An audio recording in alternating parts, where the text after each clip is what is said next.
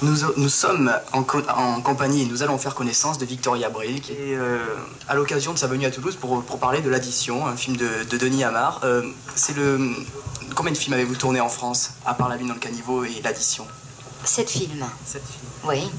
Et combien en Espagne? Beaucoup plus? Ah oui, beaucoup plus, parce que j'ai commencé très tôt, j'avais 15 ans, j'en ai 23, donc ça fait 9 ans, et j'ai fait effectivement une trentaine et quelques de films, je sais pas, vraiment je compte plus. On parle beaucoup de vous, Victoria Abril, depuis La Lune dans le caniveau.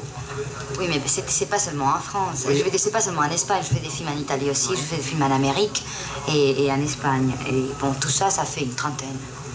Mais en France, la presse, les radios, la télévision a parlé de vous, on parle même de sex symbol depuis le rôle que vous avez eu dans La Lune dans le caniveau. Et les gens ont même dit que vous étiez la seule qualité d'un film qui était complètement raté. Alors vous qui avez vécu dans ce tournage de La Lune dans le caniveau, on pourrait peut-être brièvement, avant de parler de L'Addition, savoir comment ça s'est réellement passé entre vous et les autres membres du film. Parce qu'en France, on en a beaucoup parlé en mal de ce film. Oui, mais enfin, il y avait aussi un passé, je veux dire, il y avait des idées déjà préconçues, même avant de voir le film, par la part de la presse, par des raisons que tout le monde connaît, et qui concernent Benex et les autres. Donc pour moi, les films, c'était un tournage formidable, dont j'ai eu la chance de faire un des rôles les plus photogéniques que j'ai jamais fait. Sex symbol, ça veut rien dire, je fais ce film-là, j'ai fait une trentaine avant. Non, je suis contente parce que ça veut dire que j'ai réussi ce rôle. Donc vraiment, je suis flattée et je remercie tout le monde. Mais je suis pas sex symbol, il y a qu'à me voir. Mais enfin, je peux devenir s'il le faut pour un film. Voilà, un sex symbol, c'est quelqu'un qui est pas dans les films et après. Moi, s'il faut me demander d'être sexy dans un film, je fais tout pour, puis l'équipe aussi, je veux dire, les maquilleurs, les costumières, la lumière, tout est fait pour. Et ça m'amuse, hein, je crache pas là-dessus. Enfin, je fais quand même avant, même en France, d'autres rôles, et d'autres beaucoup plus extens, beaucoup plus grands. C'est vrai qu'ils sont pas sortis, il y a des films que je fais qui sont pas sortis encore, même L'Addition que ça va sortir le 4 avril. C'est pas du tout un sex symbol, c'est pas du tout un film sexy, c'est une histoire d'amour, tout ce qu'il y a de plus pur, vraiment, sans sexe à la limite, asexué, une histoire d'amour asexuée, comme avant, quoi. Alors, oui, non, c'est tout, et c'était très beau, quoi.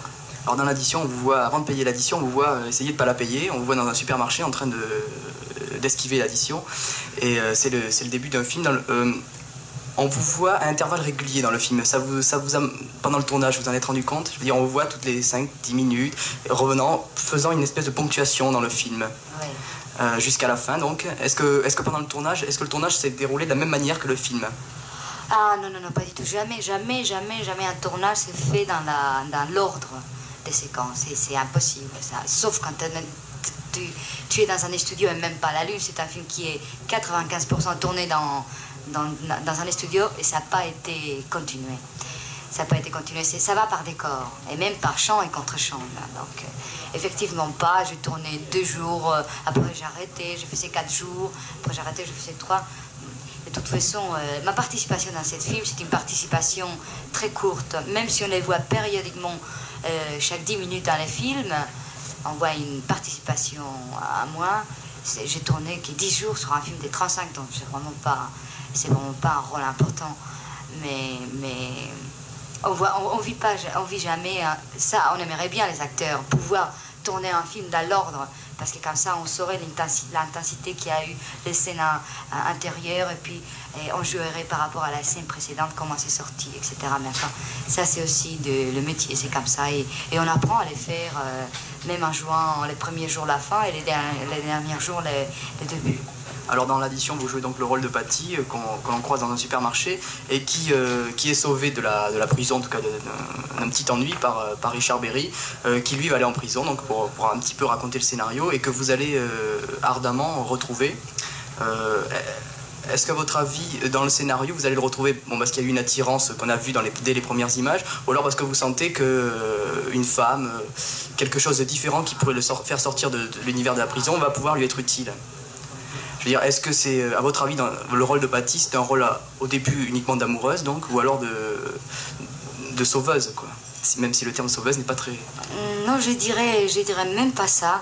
Au début, c'est même pas un rôle amoureuse. Au début, c'est une fille qui se laisse draguer et qui drague en même temps, mais sans pas un but précis. Je veux dire, ils sont dans un supermarché, ils s'échangent des regards, il y a un échange de regards, mais c'est tout, chacun prend son chemin. Mais bon, comme cette fille s'amuse à voler dans un supermarché, juste pour s'exciter un petit peu, pour les goûts du danger, pour peut-être combattre la monotonie de sa vie. Et bon, quand elle sort, les gardiens du supermarché la prennent. Ce mec qu'il avait déjà repéré se trouve en face d'elle, par hasard aussi. Il prend sa défense comme ça, gaiement, et les choses tournent mal. Lui, il casse la gueule au flic, elle se tire. Et lui, il rentre en prison pour prendre la défense d'une fille qui a même oublié de donner son numéro de téléphone pour 100 grammes de caviar. Ça, c'est le début du film. C'est-à-dire une histoire, ça veut dire que n'importe qui, pour une raison vraiment stupide et idiote, peut passer quelques jours en prison. Ça, c'est le début du film. Elle va les voir pas par amour, il faut pas quand même déconner, il va les voir simplement parce qu'il a un sentiment de culpabilité, parce que c'est à cause d'elle qu'on a l'impression. Donc elle vient les faire une visite, elle est de toute façon persuadée qu'il va sortir bientôt, mais ce qu'elle ne sait pas, c'est que les choses vont tourner encore pire, et que ce mec va avoir finalement, au bout de toute une trame assez rythmée, et avec un suspense très réussi de la part du metteur en scène Denis Amar, il va avoir pour 2 ans de prison. Alors à partir de ce moment-là, cette fille, il ne vient pas les voir simplement parce que bon, elle se sent un petit peu culpabilisée. Il trouve que c'est une histoire de fou, que c'est une injustice. Donc elle commence vraiment à se remuer tous les jours avec des avocats en essayant de les sortir, etc. Il les prend en charge. Et puis ils se voient, ils se font des visites et ils commencent là à naître un amour que jusqu'à présent ils n'ont jamais eu le temps, même pas de se toucher juste les mains entre 2 verres. Alors à partir de ce moment-là, c'est vrai, il commence à naître un amour, mais écrit avec des lettres majuscules. Les vrais, les bons, les grands. Et puis voilà que c'est à la moitié du film que cette fille commence à tomber amoureuse de lui, et lui d'elle, et puis lui, il commence à s'accrocher à elle, et puis elle, la seule chose importante de sa vie, c'est se lever le matin et dire qu'est-ce que je peux faire aujourd'hui pour essayer de la sortir de là. Et après des grands amours, il y a le côté prison, avec tout ce qu'on peut connaître, on peut imaginer, on a déjà vu, et que ça, tout ça, c'est le milieu du film. Et puis, ce qui est très important et qui est surprenant, c'est la fin. Le dénouement du film, c'est quelque chose qu'on n'a jamais vu. Et c'est pour ça que les films est fort, parce que ça commence pour un détail complètement ridicule. On passe dans un milieu assez costaud qu'on connaît. Et puis, on arrive à un dénouement du film complètement insensé et très, très, très original. Et c'est pour ça, à mon avis, que les films est réussi, et puis que les films plaisent, que les films intéressent. Vous qui connaissez les metteurs en scène des 2 côtés des Pyrénées, est-ce qu'à votre avis, un film comme L'Addition de Denis Amar, est-ce qu'on peut le tourner en Espagne? Est-ce qu'il y a des metteurs en scène qui traitent ce genre de sujet? Parce qu'en France, on ne voit pas tellement de films espagnols, pour des raisons que vous savez que nous ignorons. Oui, bah, la raison, c'est qu'ils ne s'intéressent pas. À l'Espagne du tout. Et d'ailleurs, c'est pas quelque chose que je dis, même moi, je dis que même pour moi, c'est aussi un problème. L'autre jour, quand j'étais nominée pour les Césars, pour précisément La Une dans le Caniveau, j'ouvre un journal, chose que je lis jamais, un journal ou un magazine, et je me vois là-dedans. Pour moi, j'ai une formule, c'est jamais lire les trucs qu'on écrit parce qu'on devient malade. C'est jamais vrai, c'est jamais fidèle. Et on écrit n'importe quoi. Là, c'était pas l'interview, c'était carrément un magazine qui était nominé et les possibilités de chacun. À moi, on disait que les raisons pour lesquelles on pouvait me donner les Césars, c'était parce que, bon, une façon, enfin, des flatteries, quoi, une façon de jouer, une nouvelle, un visage qu'on connaît pas, etc. Et les raisons contre, c'était ou